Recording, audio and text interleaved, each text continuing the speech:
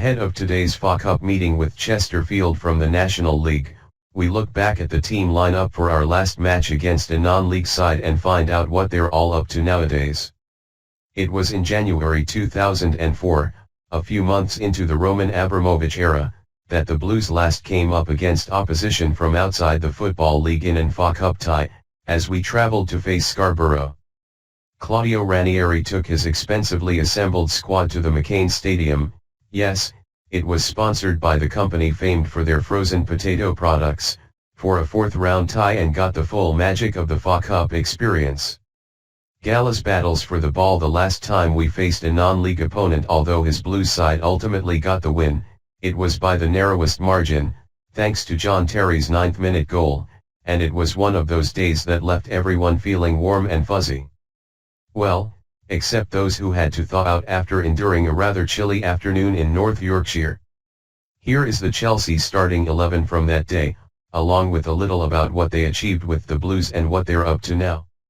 Carlo Cudicini. At this time there were few better goalkeepers in the Premier League.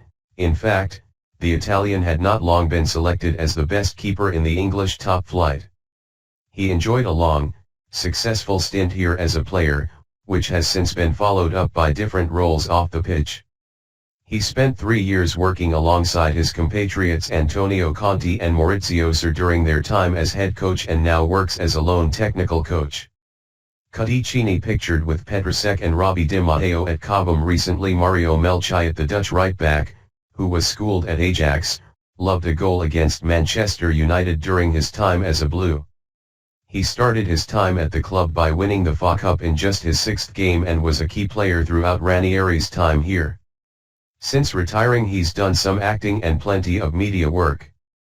He also recently started a podcast with his old Birmingham City teammate Julian Gray, remember him? Imaginatively titled the Julian and Mario Podcast. William Gallas. Although he played a huge part in back-to-back Premier League titles during his 5 years at Chelsea, Gallas blotted his copybook by first joining Arsenal and then moving to Spurs, although he didn't win a trophy with either.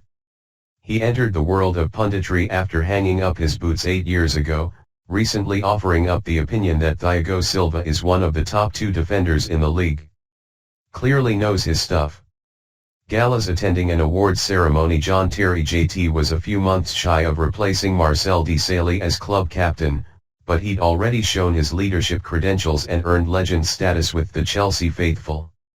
You don't really need us to tell you what he went on to achieve with the club, so we'll just say his goal versus Scarborough was one of 67 he scored for the Blues, more than any other defender. He recently returned to Cobham, following a stint as Aston Villa assistant manager, to take up a role within our academy.